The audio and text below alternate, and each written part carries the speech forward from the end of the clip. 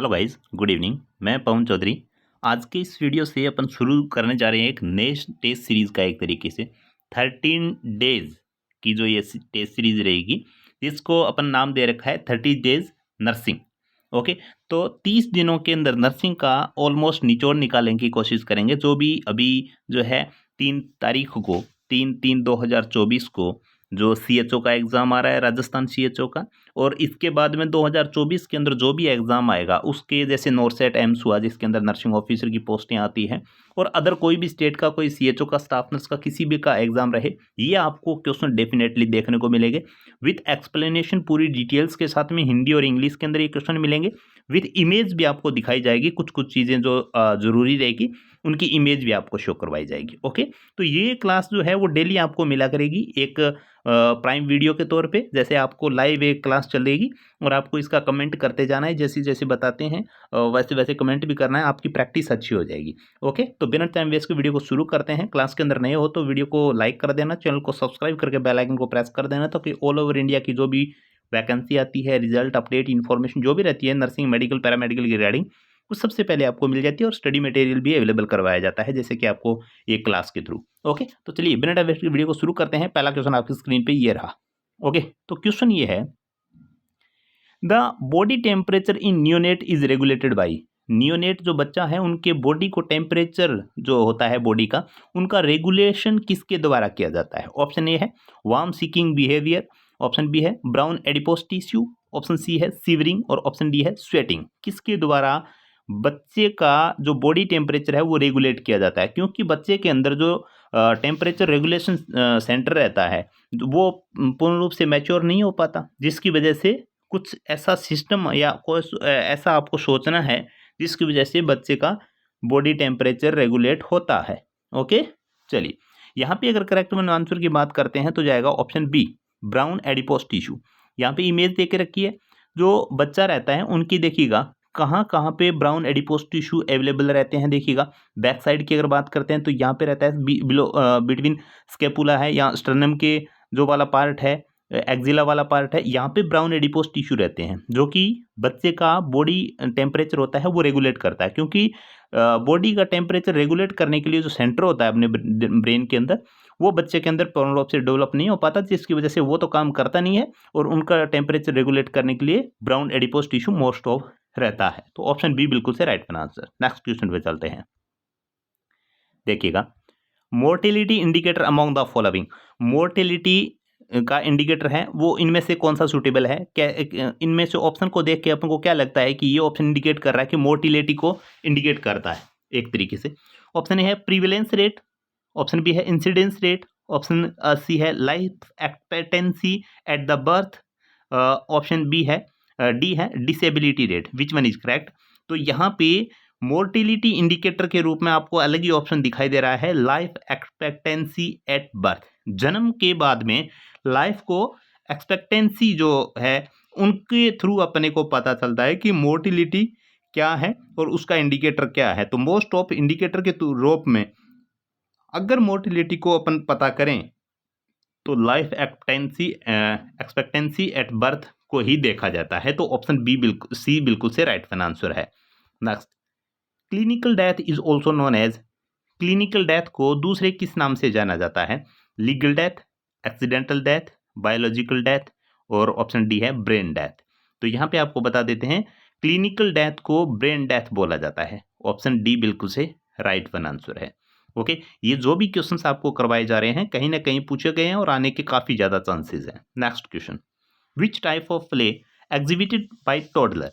आपने प्ले पढ़ा होगा, infant, toddler, pre school, school, adolescent, ऐसे करके हर एक एज ग्रुप के अंदर अलग अलग तरह का प्ले होता है। तो आपको पूछा है टोडलर ग्रुप जो रहता है, एज ग्रुप रहता है, उसके अंदर कौन से टाइप का प्ले देखने को मिलता है? Solitary play, parallel play, imaginary play, और कोऑपरेटिव प्ले। तो यहाँ पे अगर राइट वन आंसर की बात करते हैं तो जाएगा ऑप्शन बी, पैरेलल प्ले। क्योंकि आपने एक ट्रिक पढ़ा होगा, SPICA, स्पाइका। स्पाइका के अंदर ऑलमोस्ट प्ले आ जाते हैं। जैसे ये इन्फेंट के अंदर देखने को मिलता है, ये टोडलर, ये प्री स्कूल, ये स्कूल, और ये एडोलिसेंट।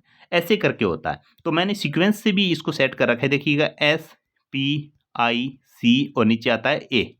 ओके, तो यहाँ पे टोडलर दे रखा है, टोडलर ऑप्शन बी बिल्कुल से राइट वन बनेगा। Okay, parallel play toddler age group के अंदर देखने को मिलता है, 1 to 3 years of age group normally. चलो नेक्स्ट क्वेश्चन पे चलते हैं। देखिएगा, इलनेस ऑफ अपर एयरवे बताया गया है कि इलनेस है अपर एयरवे के अंदर, result from swelling of the epiglottis and लैरिंग्स is called. बताया गया है अपर एयरवे के अंदर इन्फेक्शन बीमारी है, एक तरीके से इलनेस बोला है, और उसकी क्या है, स्वेलिंग है। स्वेलिंग कहाँ पे है, एपिग्लोटिस और लैरिंग्स के अंदर। अगर अपर एयरवे के अंदर कोई भी तरह का इन्फेक्शन, इन्फ्लामेशन या डिजीज हो और उसकी वजह से स्वेलिंग अगर एपिग्लोटिस और लैरिंग्स के अंदर आ रखी हो, तो वो कौन सी बीमारी हो सकती है, क्रॉप्स, वोपिंग कफ, रूबेला और मीजल्स। यहाँ पे राइट वन आंसर की बात करूंगा तो क्रॉप, आपने सुना होगा। ओके, तो ये क्रॉप है। अपर एयरवे का इन्फेक्शन, इन्फ्लामेशन होने की वजह से एपिग्लोटिस जो रहता है और लैरिंग्स का अगर इन्फ्लामेशन होता है तो उसमें क्रॉप होता है, मोस्टली सस्पेक्टेड रहता है कि क्रॉप्स हो उसके अंदर। ओके, तो उसको क्रॉप्स कहेंगे अगर इनका इन्फ्लामेशन होता है या इन्फेक्शन या स्वेलिंग होती है। तो ऑप्शन ए बिल्कुल से राइट वन। नेक्स्ट वन देखिएगा, nursing care that are given on the best of need. देखिएगा, नर्सिंग केयर देनी है, कैसे देनी है, उनकी डिमांड के अनुसार, जैसे उनको ज़रूरत है उसी के हिसाब से सबसे अच्छी केयर देनी है ऑफ द पेशेंट। तो उस पेशेंट को क्या कहेंगे, to the patient is called goal oriented care देंगे, क्लाइंट ओरिएंटेड पे जो है केयर देंगे, या फिर प्रायोरिटाइजेशन के हिसाब से केयर देंगे, या टारगेट रियलाइजेशन के हिसाब से केयर देंगे। Best need of the patient is called, which one is correct one answer. तो आपको यहाँ पे राइट वन आंसर की अगर बात करें तो ये क्लाइंट ओरिएंटेड केयर है एक तरीके से, क्योंकि पेशेंट को स्पेशली दी जा रही है। देखिएगा, nursing care given to on a best need, उनकी ज़रूरत के अनुसार अगर केयर दी जा रही है तो क्लाइंट ओरिएंटेड केयर है, ऑप्शन बी बिल्कुल से राइट वन। ओके, चलो next question, the normal range of sodium in blood. आपको पूछा है कि सीरम ब्लड के अंदर सोडियम का लेवल क्या रहेगा, तो आपको इसका करेक्ट वन आंसर देना है। ऑप्शन ए है 3.5 to 5.5 milli equivalent per litre, option B है 135 to 145 milli equivalent per ml, option C है 135 to 145 milli equivalent per kilometre, और ऑप्शन डी है 135 to 145 milli equivalent per litre. यहाँ पे आपको अनुमान होगा कि सोडियम की रेंज क्या रहेगी।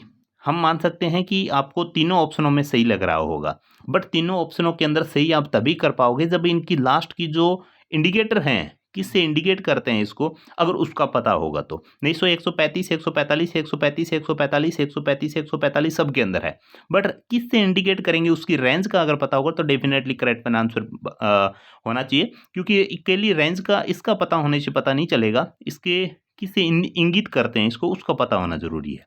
यहाँ पे ऑप्शन डी बिल्कुल से राइट बनेगा। 135 से 145 मिली इक्विवेलेंट पर लीटर के अंदर सोडियम को, सीरम सोडियम को जो है नॉर्मल रेंज रहती है, तो इसको मिली इक्विवेलेंट पर लीटर के अंदर इंडिकेट करते हैं। तो option D definitely right one answer. Next question, the behaviour of A diabetic person. एक बताया है कि शुगर वाला मरीज है, उसके बिहेवियर के बारे में बताना है, कैसे, who eat sweet regularly is an indication of. Sugar का मरीज है, उसको बोलते हैं मीठा अपने को नहीं खाना है, बट वो रेगुलरली क्या है, मीठा खा रहा है, तो क्या इंडिकेट करेगा उसका किस तरह का बिहेवियर है। मान के चलो किसी को शुगर हुआ और उसको अपन ने बोल दिया भाई साहब आपको मीठा नहीं खाना है, फिर भी वो रेगुलरली शुगर खा रहा है, मीठी चीज़ खा रहा है, तो उसका बिहेवियर किस तरीके का है। अपन क्या आकलन कर सकते हैं कि कहने के बाद में भी वो नहीं रुक रहा, मतलब बिहेवियर क्या है, डिप्रेशन है, फिक्सेशन है, डिस्प्लेसमेंट है या डेनाइल है। तो यहाँ पे अपने कहने के बाद भी वो कहना नहीं मान रहा है, एक तरीके से डेनाइल यानी मना कर रहा है, तो ऑप्शन डी बिल्कुल से करेक्ट बन जाएगा, क्योंकि डायबिटिक है और उसको बोल रखा है स्वीट्स आपको नहीं लेने हैं, उसके बावजूद भी वो स्वीट ले रहा है, मतलब वो डेनाइल कर रहा है, वो मना कर रहा है, वो चीज़ें इग्नोर कर रहा है, वो कही हुई बात पे अमल नहीं कर रहा है। तो option D right one. Next, skin trigger test is use to assess. Skin trigger test किस चीज़ के असेसमेंट के लिए यूज में लिया जाता है। ऑप्शन है level of pain, option B है इन्फेक्शन, ऑप्शन सी है कॉन्शियसनेस और ऑप्शन डी है हाइड्रेशन स्टेटस।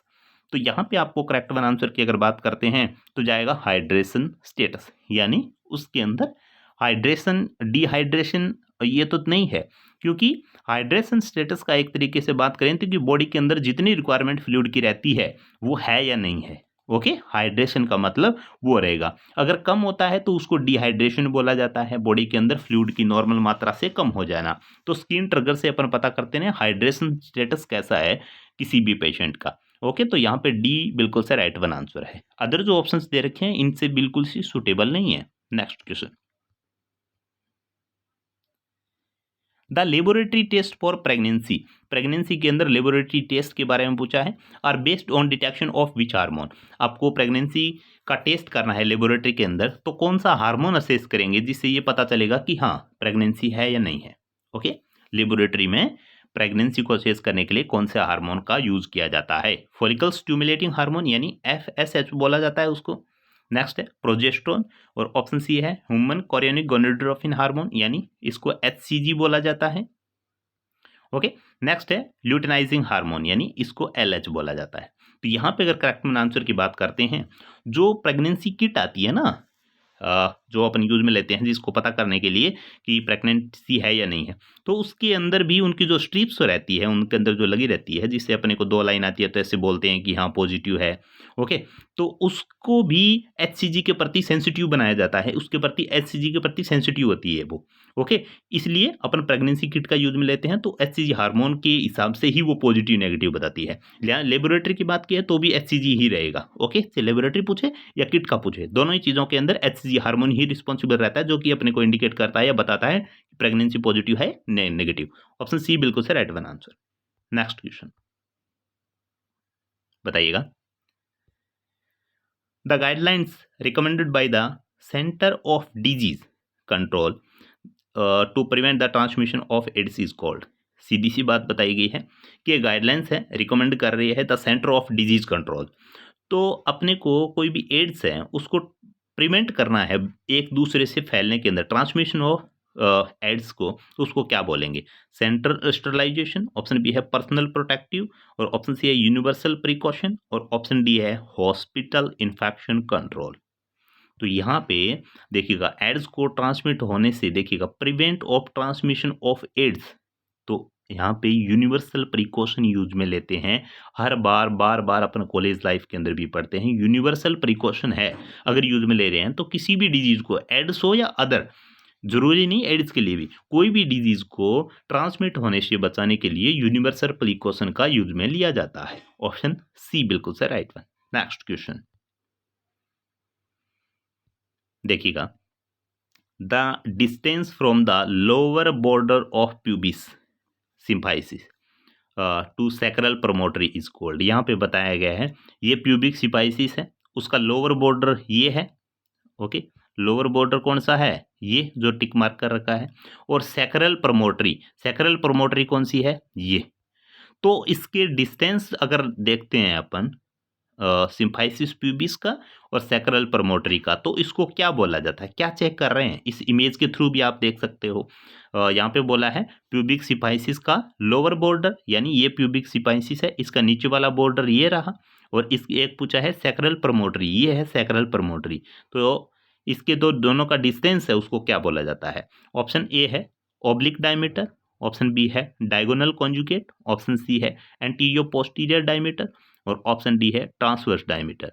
अगर यहाँ पे राइट वन आंसर की बात करते हैं तो जाएगा डायगोनल कॉन्जुगेट। ओके, ये एक मात्र है जिससे अपने जो है इसकी ओपनिंग या डिस्टेंस का पता कर सकते हैं, डायगोनल कॉन्जुगेट। एक बार नहीं बार बार कई बार क्वेश्चन आ चुका है एम्स के अंदर, एक बार इसको इमेज दे के भी पूछा गया है, आजकल तो इमेज कम आने लगी है, एक बार 17-18 के आसपास ज़्यादा इमेजें आने लगी थी, उस दौरान इनको पूछा गया था। ओके, तो ऑप्शन सी बिल्कुल से राइट वन आंसर है। Next question,